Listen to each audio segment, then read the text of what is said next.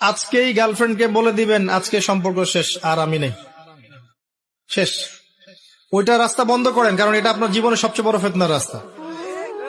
আবার সে যদি বলে যে সত্যি বলছো তুমি, আর কথা হবে না, তারপর কালকে সকালে আবার ফোন দিয়ে বলে আরেকটা বার শুধু কথা বলতে চাই, একটা বার দেখা করতে চাই, এটাই শেষ, আর দেখা করতে চাবো না, এই ফাঁদে আবার পা দিয়েন না, তাহলে সারা জীবন আর শেষ হবে না কখনো। নাম্বার ডিলিট করে ডিসকানেক্টেড হয়ে যান।